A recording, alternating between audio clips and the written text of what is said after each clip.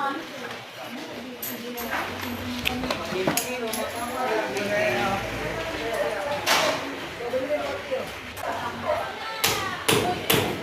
mo mararamdaman yung hirap sa trabaho, lalo kung nakikita mo ang iyong anak ay nagsisikap ng kanilang pag-aaral.